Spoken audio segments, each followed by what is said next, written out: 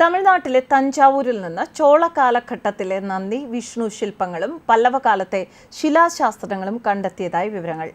ബുത്തല്ലൂരിനടുത്തുള്ള വയലിൽ പാതി കുഴിച്ചിട്ട നിലയിലായിരുന്നു വിഗ്രഹങ്ങളെന്ന് റിപ്പോർട്ടുകൾ പറയുന്നു.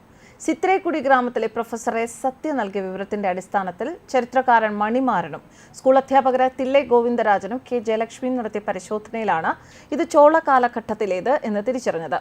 AD 9-10 നൂറ്റാണ്ടിലെ ചോള കാലഘട്ടത്തിലേതാണ് കണ്ടെത്തിയ നന്ദിയുടെ വിഗ്രഹം. നന്ദിയുടെ കഴുത്ത് മുത്തുകൾ ചേർത്തുകൊണ്ട് മനോഹരമായി രൂപകൽപ്പന ചെയ്തിട്ടുണ്ട്. പ്രദേശത്തെ ഒരു വലിയ ശിവക്ഷേത്രം പൂർണ്ണമായും തകർന്നിരിക്കാം എന്നതാണ് ഇതിൽ നിന്ന് മനസ്സിലാകുന്നത് എന്ന് വിദഗ്ധർ അഭിപ്രായപ്പെട്ടു.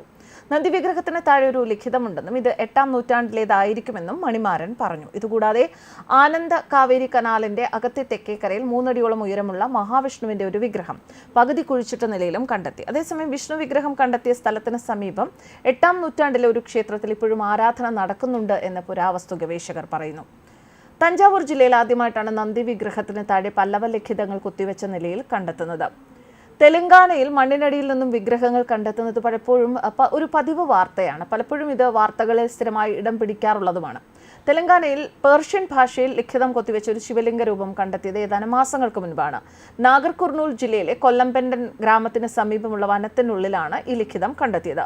ആർക്കിയോളജിക്കൽ സർവേ ഓഫ് ഇന്ത്യയുടെ എപ്പിഗ്രാഫി വിഭാഗമാണ് ഈ ലിഖിതം കണ്ടെത്തിയത്.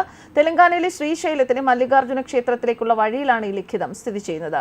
ഈ പേർഷ്യൻ ലിഖിതം ലിംഗത്തിൽ കൊത്തിവെച്ചിരിക്കുന്നതും അസംസ്കൃത നസ്താലിക് അക്ഷരങ്ങളിൽ എഴുതിയതും ഹൈദരാബാദിലെ നിസാമുൽ മുൽക്ക് അസഫ് ജായുടെ പരമ്പരയിലെ 8ാമത്തെ നവാബ് മുഖർറം ഉദ്ദൗല ബഹാദൂറിൻ്റെതാണ്.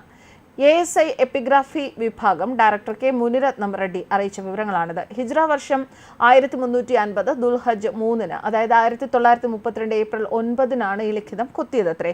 ഒരു തരിശുഭൂമിയിൽ മരങ്ങളും ഔഷധ സസ്യങ്ങളും നട്ടുപിടിപ്പിക്കുകയും അതുവഴി അതിന് ബഹിഷ്കാൻ, അതായത് പൂന്തോട്ടം എന്ന പേരിടുകയും ചെയ്യുന്നു എന്നാണ് ലിഖിതത്തിന്റെ അർത്ഥം. ജയൻ ചന്ദ്ര എന്ന റവന്യൂ ഉദ്യോഗസ്ഥന്റെ പേരും ഇതിലുണ്ട്. ലിഖിതത്തിന്റെ ഉത്തരവാദിയായ എഴുത്തുകാരൻ മുഹമ്മദ് ഇസ്മയിൽ ആണെന്ന് പരാമർശിച്ചിട്ടുണ്ട്. എന്നാൽ ഈ ശിലാലിഖിതത്തിൽ സൂക്ഷിച്ചു നോക്കിയാൽ യഥാർത്ഥ തെലുങ്ക് ലിഖിതം ഒരു ചെറിയ ഭാഗം മാത്രം അവശേഷിപ്പിച്ചതായും കാണാൻ സാധിക്കും. തെലങ്കാന കർണാടക അതിർത്തിക്ക് അടുത്ത് നിന്ന് രാമക്ഷേത്രയിലെ രാംലല്ലയുടെ വിഗ്രഹത്തോട് സാമ്യം പുലർത്തുന്ന വിഷ്ണു വിഗ്രഹം കണ്ടെത്തിയതും ഇതിനും ഏതാനും നാളുകൾക്ക് മുൻപാണ്. നൂറ്റാണ്ടുകൾ പഴക്കമുള്ള വിഷ്ണു വിഗ്രഹവും ശിവലിംഗവും കണ്ടെത്തി. തെലങ്കാന കർണാടക അതിർത്തിക്കടുത്തുള്ള കൃഷ്ണ നദീതടത്തിൽ നിന്നാണ് വിഗ്രഹങ്ങൾ ലഭിച്ചത് എന്ന് വൃത്തങ്ങൾ അറിയിച്ചു. കർണാടകയിലെ റായ്ചൂരിൽ പാലം നിർമ്മാണത്തിനിടെയാണ് വിഗ്രഹങ്ങൾ ലഭിച്ചത്. ഏകദേശം 1000 വർഷം പഴക്കമുള്ള വിഗ്രഹങ്ങളാണ് കണ്ടെടുത്തവ എന്നാണ് വിലയിരുത്തൽ.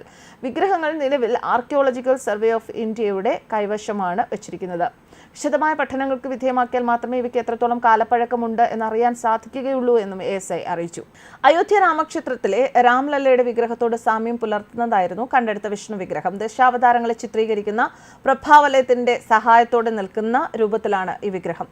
തെലങ്കാനയിൽ തൊഴിലുറപ്പ് ജോലിക്കിടെ തൊഴിലാളികൾക്ക് മണ്ണിൽ നിന്ന് കിട്ടിയതും 15ഓളം വിഗ്രഹങ്ങളാണ്. ജഗിത്യാൽ എൻഡപ്പള്ളി ചർലപ്പള്ളി ഗ്രാമത്തിലെ തൊഴിലുറപ്പ് തൊഴിലാളികൾ ചേർന്ന് മണ്ണെടുക്കുന്നതിനിടെയാണ് മണ്ണിനടിയിൽ നിന്നും വിഗ്രഹങ്ങൾ കണ്ടെത്തിയത്. എക്കാല ദേവിഗുട്ടയിൽ കിടങ്ങുകൾ കുഴിക്കുന്നതിനിടെ 15ഓളം വിഗ്രഹങ്ങളാണ് ഇത്തരത്തിൽ കണ്ടെത്തിയത്. പോച്ചമ രാജരാജേശ്വരി ദേവി, ഹനുമാൻ ശിവലിംഗങ്ങൾ, നാഗദേവതകൾ എന്നീ വിഗ്രഹങ്ങളാണ് മണ്ണിനടിയിൽ നിന്നും കണ്ടെത്തിയത്. എന്നാൽ വിഗ്രഹങ്ങളാണ് എന്ന് തിരിച്ചറിഞ്ഞതോടെ എല്ലാം വൃത്തിയാക്കി വെക്കുകയായിരുന്നു. ഇത് കാണുന്നതിനായി നിരവധി ആളുകളാണ് ഇവിടേക്ക് എത്തിയത്. പലപ്പോഴും മണ്ണിനടിയിൽ പണിയെടുക്കുന്ന സമയത്ത് ലഭിക്കുന്ന ഇത്തരത്തിലുള്ള വിഗ്രഹങ്ങൾ, ചരിത്രാവശിഷ്ടങ്ങൾ, ഇതൊക്കെ ഒരു സംസ്കാരത്തിന്റെ ഭാഗമായി തന്നെയാണ് വിലയിരുത്തപ്പെടുന്നത്.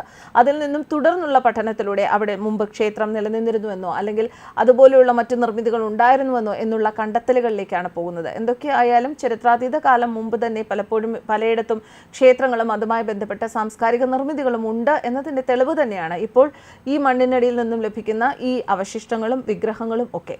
News desk Karma news.